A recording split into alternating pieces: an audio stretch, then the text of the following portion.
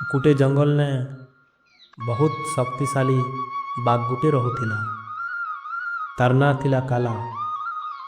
से जंगलर राजा थिला। तार प्रजा मान के बहुत शांति रे रखिथिला। केते दिन परे जंगल ले अकार मरुड़ी पड़ला। जंगल नदी नाल गछ पथर सुखी गला। प्रजा माने जीवन और आकुल ने से राजार पाके बोले और कहले, रक्षा करो महाराज, पानी नहीं हेले आमे केनता बचू। जंगल सब नदी सुखी गला ना, पानी बूंदे भी नहीं ना।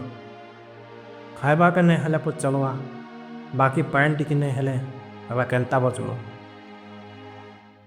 हाय महाराज, जीवन छिड़ी गला ना, किछि गोटे विचार करो। धैर्य धर भाई माने, मते टिके टाइम दियो, किछि गोटे भावनी और कहनी, तुम्हें जाओ कल के आसबो। सिंह राजार कथा शुणी करी जंगल और जीव जंतु खुशी न गले। काला चिंता कला, मते आज राजार कर्तव्य करवार पड़वा। मोर प्रजा मान के जनता करी भी आज बचावा पड़वा। कही करी काला जंगल भीतर पे गला। सेने हठात देखला गोटे बड़ विराट बन। से बंदर पाइन झलमल झलमल करुछि। से पटे तपस्या करुथिला गोटे साधु बाबा। बाबार बिना अनुमति ने जेन से बंदर पाइन पीउथिला से पत्थर पाल्टी जाउथिला। काला सही में पारला पाइन के देखी करी आरु धोको धोको दुई ढोक पाइन पी देला। हठात सारे सारे बाबा क्रोध हो गले आरु काला के कहले, अरे मूर्ख, मत नहीं पचरे करती बंदर पाइन पीलु, जा तू पत्थर ही जा। काला पत्थर हो गला। किछि दिन बीती गला। जंगल और जीव जंतु सब गुटे थाने हेले आर मीटिंग कले। आई भाई माने एते दिन बीती गला, बाघ महाराज नहीं आने। हाँ रे भाई, कहे खेला जे एते दिन बीती गला ना, नहीं आले। जदि नहीं आले राजा हेलो जंगल ने अशांति है जीवा केन कहा कर नहीं मानने।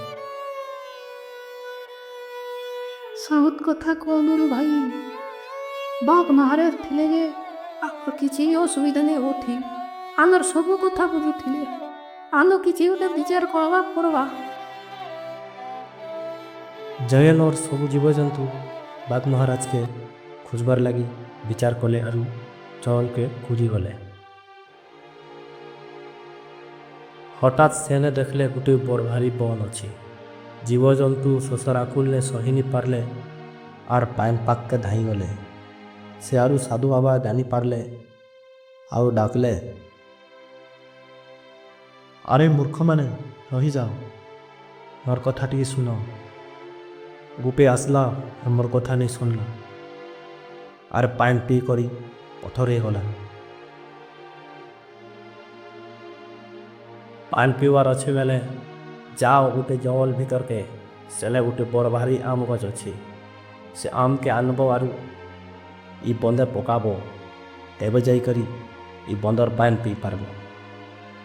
साधु बाबार कथा शुणी करी जीव जंतु माने हरबरे ने जंगल भीतर के गले।